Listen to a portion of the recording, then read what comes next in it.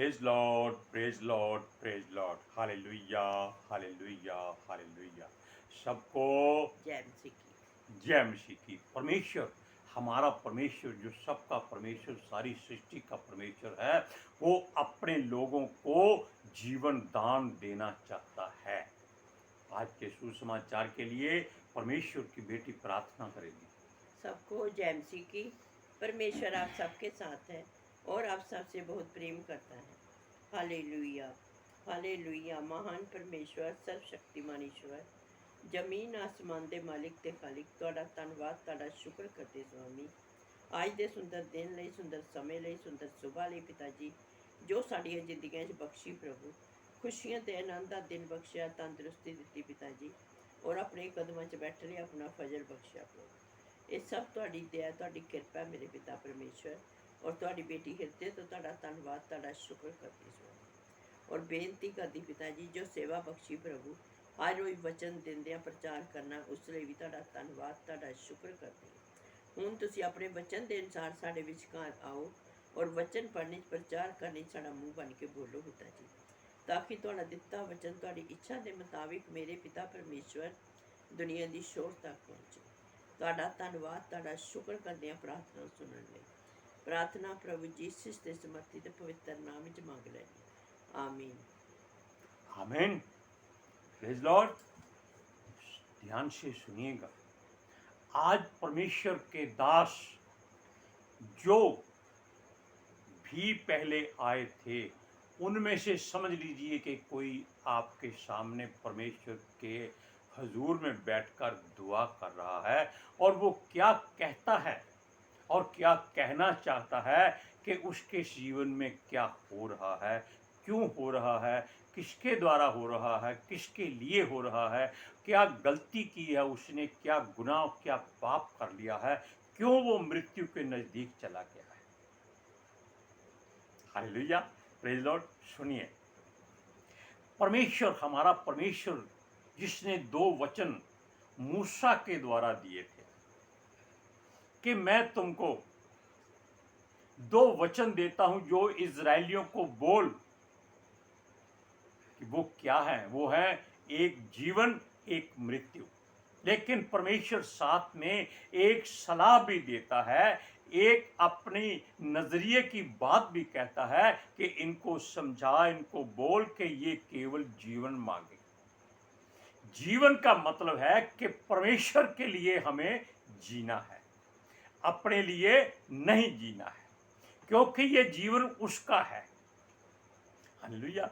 देखिए, आप किसी के घर में रहते हैं, आपसे वो किराया नहीं लेता, बल्कि आपको वो अपने घर की रखवाली के साथ साथ राशन भी देता है और कुछ धन संपत्ति भी देता है कि आप इस घर में रहिए, इसकी देखभाल कीजिए, कोई टूट फूट जाए कली कराइए, मरम्मत कराइए, पेंट कराइए और इसकी सुरक्षा कीजिए।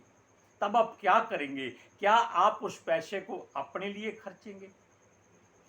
आप जब तक हैं, आपसे वो किराया नहीं लेता, केवल वो चाहता है कि उसके घर की मरम्मत की जाए, ताकि जब भी वो आए इस घर को वो साफ सुथरा पाए। Hallelujah, praise Lord. सुनिए, क्योंकि परमेश्वर ने मनुष्य को अपनी समानता और अपने स्वरूप में बनाया है, यानी कि हम परमेश्वर के जैसे हैं। परमेश्वर हमारे जैसा नहीं है, क्योंकि वो तो पवित्र है, शुद्ध है, आदि से जीवित है, अंत तक जीवित रहने वाला है। उसकी कोई सीमा नहीं है, उसके पास किसी बात की घटी और कमी नहीं। वो आपके परिवार में से अगर किसी को ले जाता है तो समझ लीजिए वो आने वाली मुसीबत से उसको बचा कर रखता है। वो अच्छा था, बुरा था, इस बात के बारे में मत सोचिए, उसका धन्यवाद कीजिए, क्योंकि जब वो कुछ करता है तो वो हमारे भले के लिए करता है। लेकिन मनुष्य सब्र वाला नहीं होता, सहन शक्ति वाला नहीं होता, केवल कुड़ता रहता है, टेंशन रहती है, क्या खाएंगे, क्या पिएंगे, क्या पहनेंगे, कहाँ सोएंगे। गर्मी बहुत है, सर्दी बहुत है, बरसात बहुत है, पतझड़ बहुत है, फूल बहुत निकल आए हैं, अन्न नहीं है खेतों में, जल नहीं है नदियों में। ये सारी बातें परमेश्वर कहता है तेरी सोचने के लिए नहीं है, क्योंकि उसने हजारों वर्ष पहले ही मनुष्य के लिए हर जरूरत को पूरा करने के लिए हर सुख सुविधा का इंतजाम इस धरती पर कर दिया था।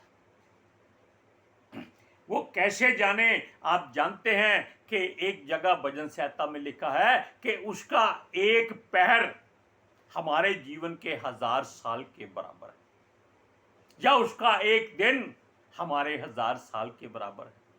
क्यों लिखा है? इसलिए लिखा है कि वो जो कोई काम करता है, मनुष्य के जीवन के 1000 वर्ष बीत जाते हैं, लेकिन मनुष्य के पास आयु कितनी है? 70 वर्ष, 80 वर्ष।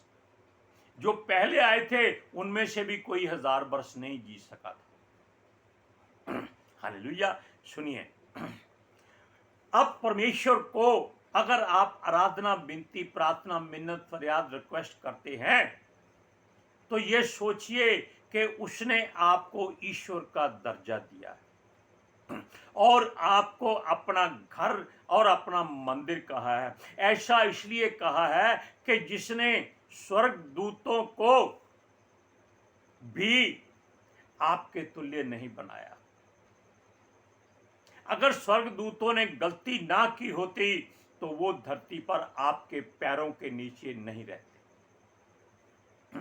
जानते हैं आप कि स्वर्ग दूतों ने परमेश्वर से ऐसी ही बगावत की थी तो उसने सबके सब अरबों खरबों देवी देवते जो थे वो सबको धरती पर फेंक दिया था।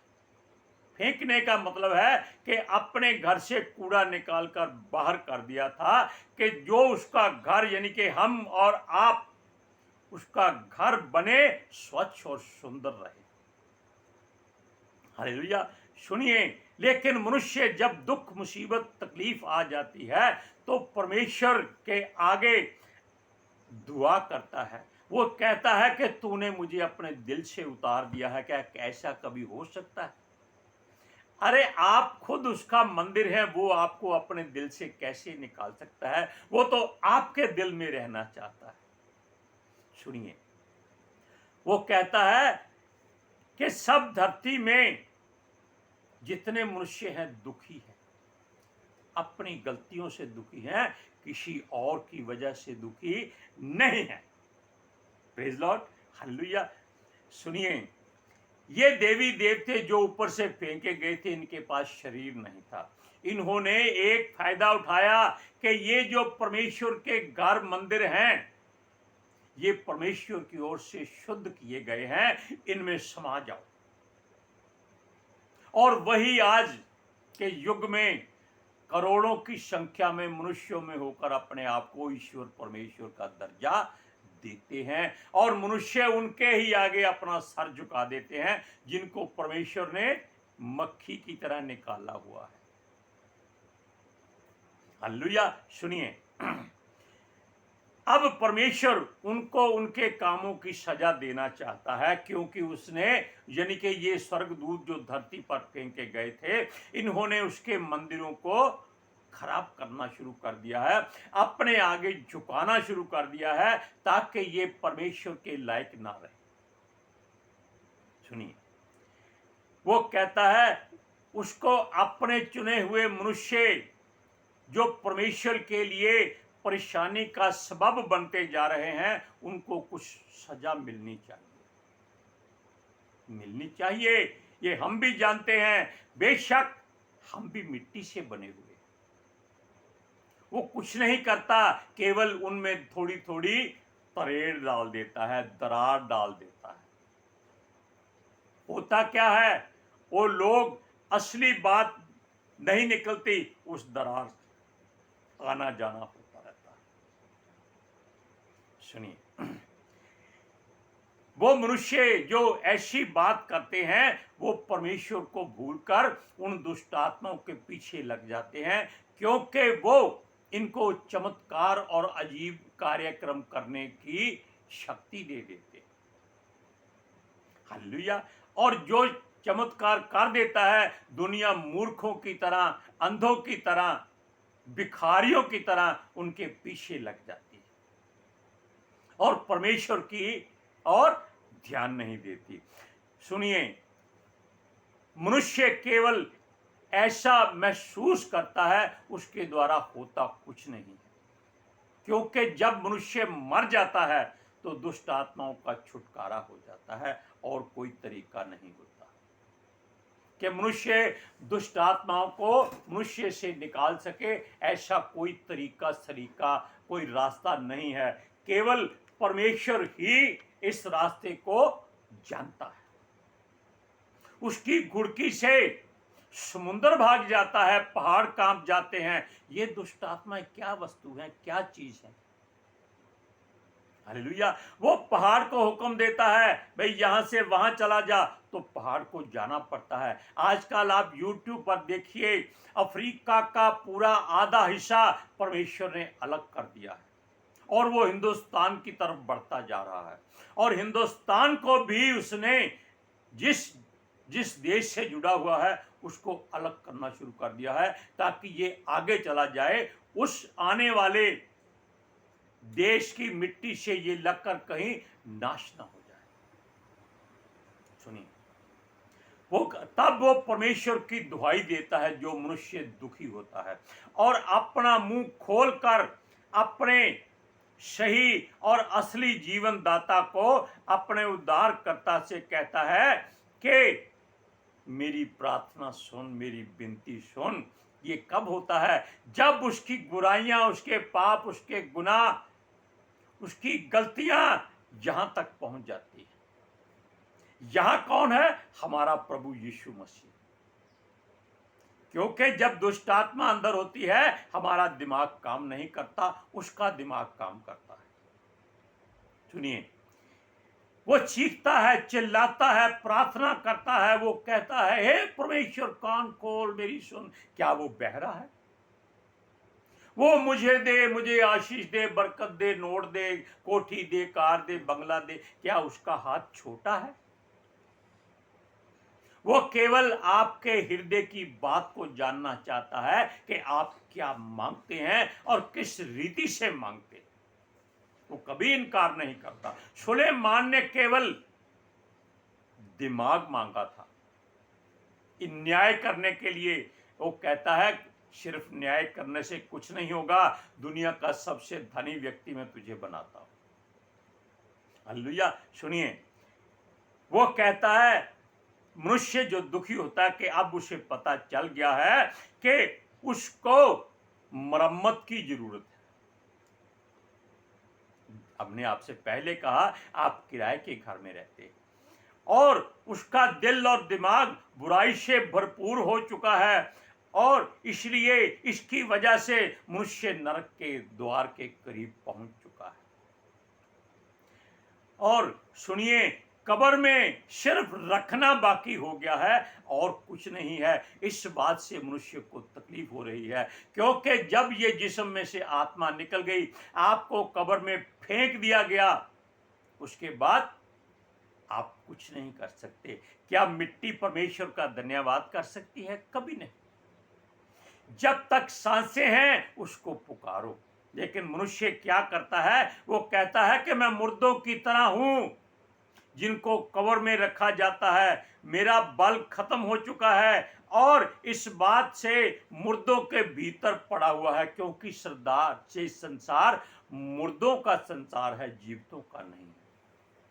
सुनिए, दुष्ट आत्माएं मरने के बाद निकल जाती हैं, उनके रहने वाले शरीर को कब्रों में फेंक देते हैं, वो मिट्टी में मिट्टी हो जाता है। वो याद नहीं करता कि परमेश्वर की दूरी क्यों बन गई है।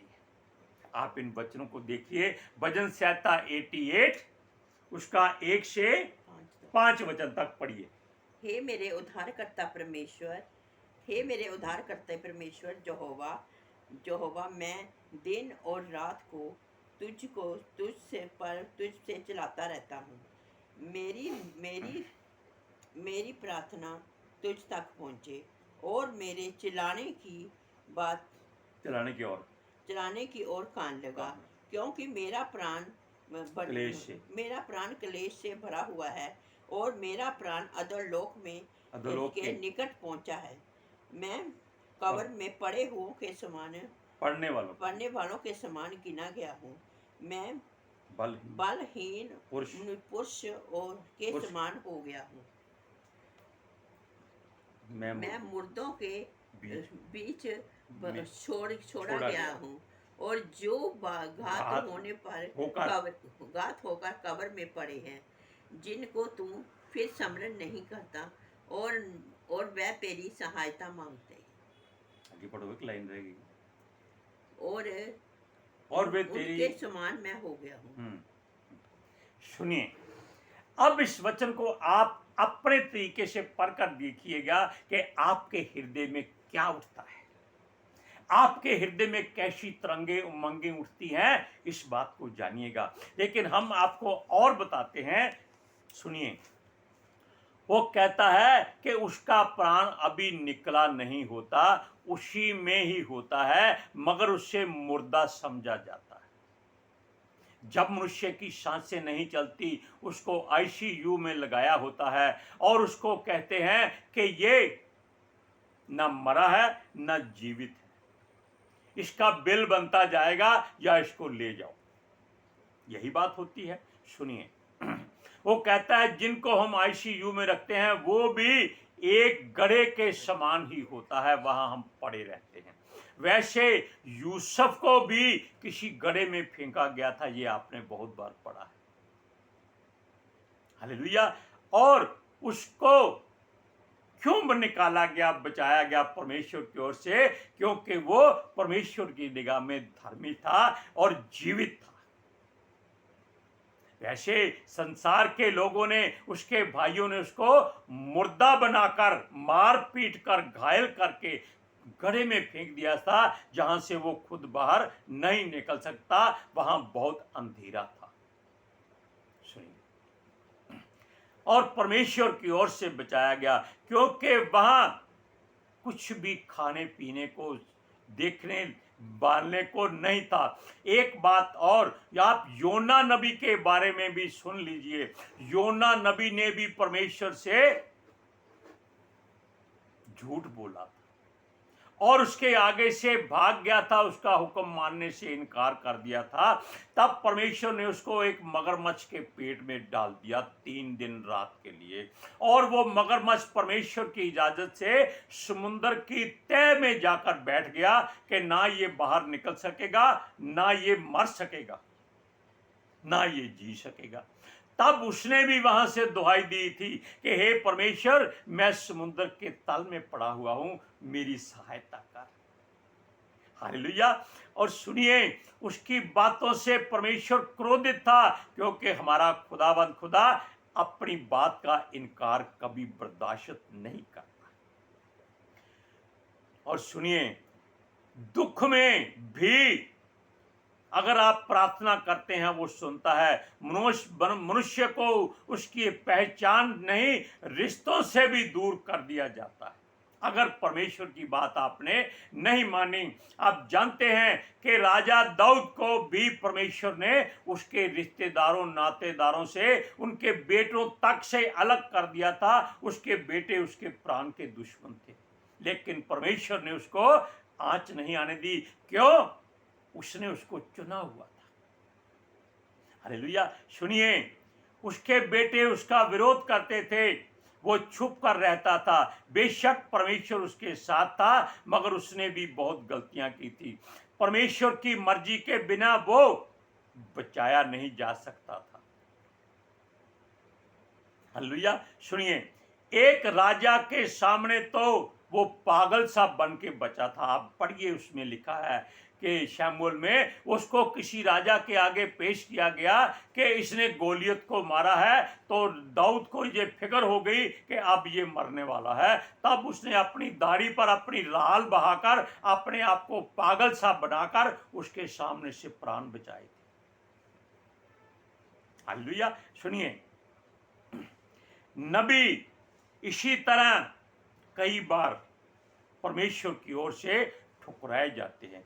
आप जानते हैं, कि एली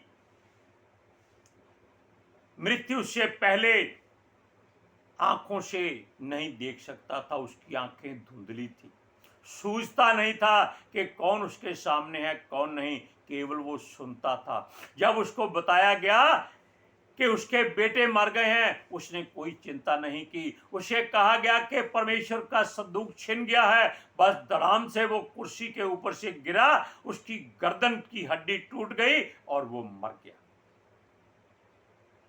परमेश्वर जो करता है सब सही और सच करता है। सुनिए, मगर खुदा को ही हमेशा पुकारना चाहिए, और ये मनुष्य भी उसको ही ऐसे ही पुकारते हैं, मिन्नतें करते हैं, फरियाद करते हैं, रिक्वेस्ट करते हैं, विनती करते हैं, और हाथों को उठा उठा कर दुआएं करते हैं, और परमेश्वर से पूछते हैं, क्या हमारा प्रभु जीवितों का परमेश्वर नहीं? लेकिन तुम तो मुर्दा हो, तुम क्यों परमेश्वर को पुकारते हो? क्योंकि वो जीवितों का परमेश्वर है, और ये संसार में से कोई जीवता नहीं है, क्योंकि सब मिट्टी के हैं। सुनिए, जिनके लिए वो एक आश्चर्य करता है, अब वो क्या मुर्दों के लिए भी कुछ अजीब और अनोखे काम कर सकता है? हम मनुष्य की बात करते हैं जिसमें दुष्ट आत्माएं रहती हैं, नहीं कर सकता। केवल परमेश्वर सब कुछ कर सकता है। क्या मरे हुए जी उठेंगे और परमेश्वर को धन्य कहेंगे? ये वो दुआ में पूछता है, क्योंकि मरने के बाद मिट्टी परमेश्वर का धन्यवाद नहीं कर सकती। सुनिए, ऐसा हमारा खुदाबंद नहीं है, वो अपने लोगों को मरने ही नहीं देता।